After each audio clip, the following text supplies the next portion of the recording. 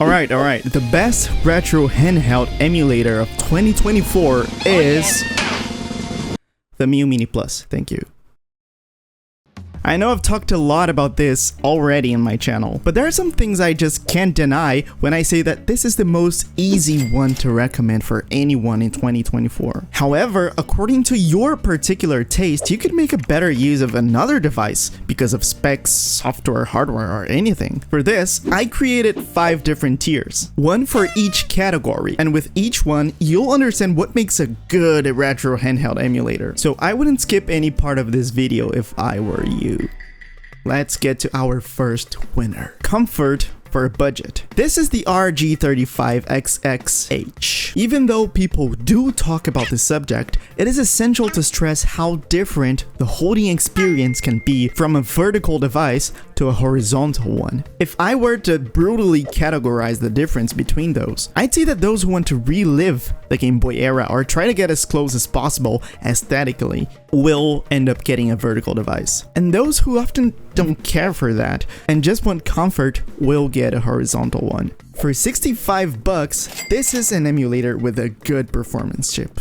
You can play pretty much every game with a 100% performance rate up to the PS1, and a good amount of Nintendo 64, Dreamcast, and even PSP. It has some upsides and downsides when compared to the Miyoo Mini Plus, beginning with, of course, the form factor, which is great. This way you're not gonna have to think about getting a grip or something that makes your experience more comfortable, like what I ended up having to do with the Miyoo Mini Plus. This device has not one, but 2 analog sticks, 2 USB-C ports, 2 SD card slots, and an HDMI mini port. Having an HDMI out allows you to play your emulator on a TV or any external display. This is a feature that many say it's a luxury that you're not gonna be actually using, but I don't think it is that way. To be honest, none of the devices I own have this port, which means that the Miyoo Mini Plus doesn't have that port. So this is just a good plus that you're getting here.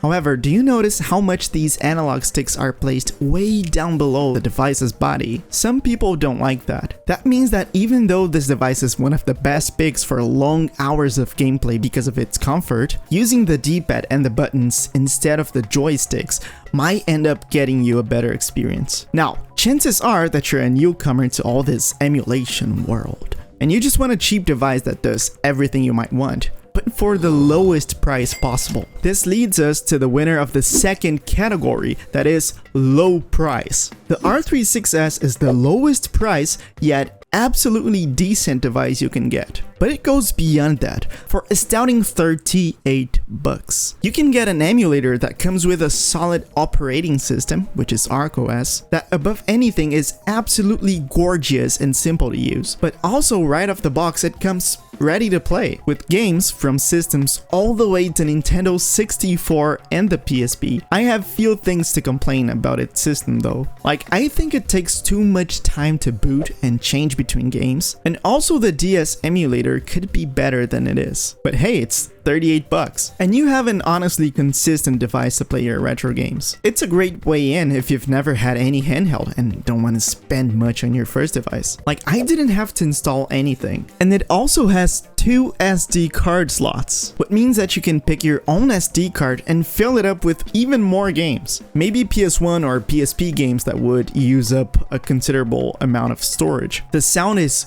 good, but the controllers are honestly not the best. The D-pad is fine, and the buttons are all fine, but not my favorite for sure. But I really like the joysticks though. The position they're placed in is okay. The shoulder buttons and the triggers are also placed in a good position, but they're loud as heck.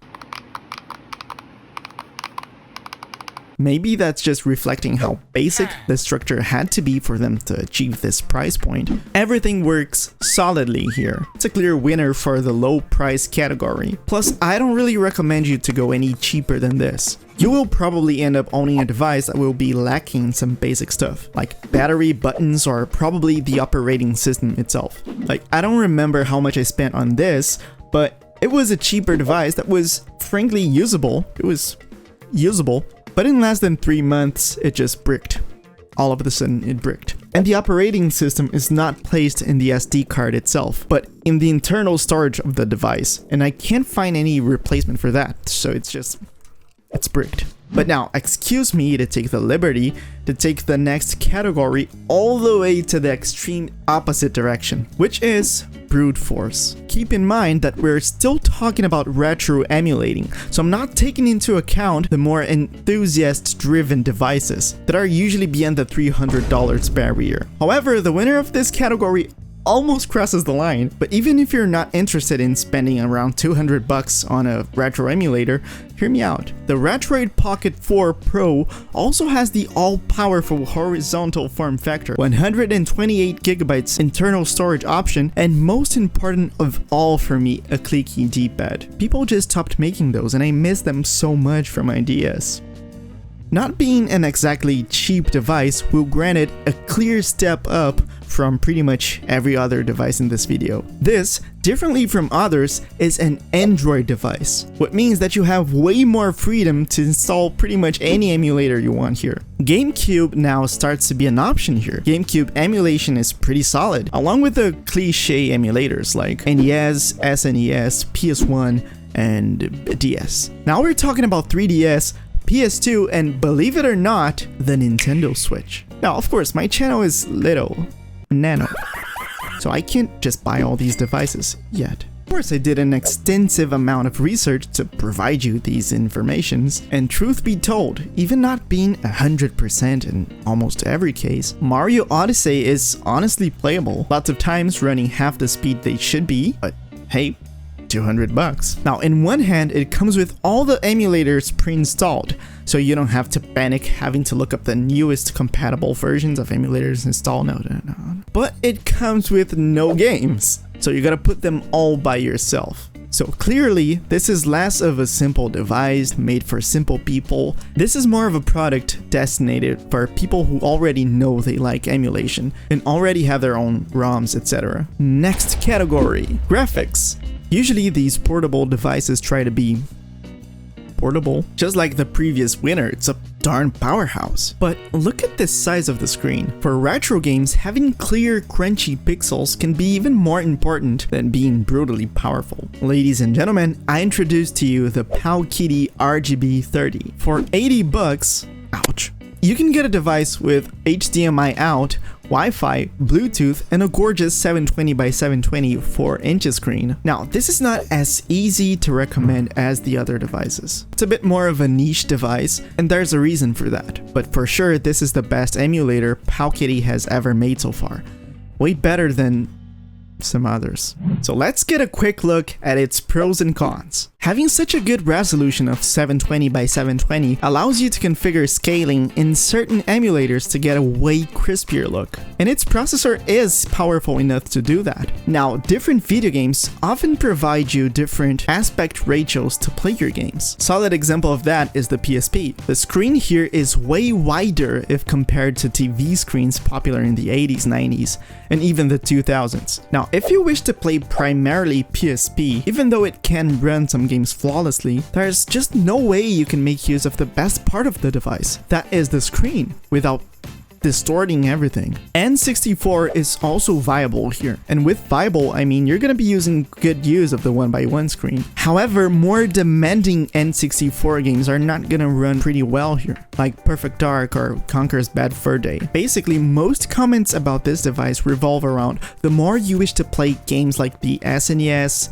NES, GBA, and PS1, I mean more retro video games, the best your overall experience is gonna be. Plus, it ain't got the best joysticks in the world, but you do have the option to mimic the D-pad usage with it. So using it as the main controller for games that would originally only rely on D-pads is, in fact, a great way to use them. They're more or less the same size as the Nintendo Switch joystick, but is another reason to believe that this device was born to play retroware games. Category number 4. A handheld with a clamshell design. Oh my god, I miss so much my DS. I wish I had a device with that form factor. I'd do anything for that. Unfortunately, in the price range we're talking about here, the only device I know is the Powkiddy V90, but it's definitely a very basic device that would make great use of a better software and hardware. Ambernick has announced a device like that, and soon I'll surely upload a video talking about its specs, etc. So if I were you, I'd subscribe. Thus, only time will tell the winner of this category, but some has said that the Anbernic RG35XX SP will soon hold that trophy. Now, we're heading to the most important section of this video. The overall most solid pick I consider to be for a handheld retro emulator in 2024 is the Miyoo Mini Plus, and I explain. Just by holding this $50 device, the sensation you get is that you spent your money in the right place. I mean, literally. I don't know if the plastic's more premium here, but my personal feeling is that it's like you're holding a product made by Nintendo itself. Plus, the buttons are awesome, the best ones I've tried so far. And to be honest, having a man-to-man or girl conversation here, when you buy a device like this, you're basically paying for buttons. Like, most phones would outperform pretty much any of these emulators in brute force. But it just ain't the same thing because of the controllers. Actually, because of the lack of controllers, the touchscreen. And buying a separate controller usually is not practical in everyday usage. This is why I honestly think these retro emulators even exist. In this scenario, the Miyoo Mini Plus's D-pad and buttons are angelically good.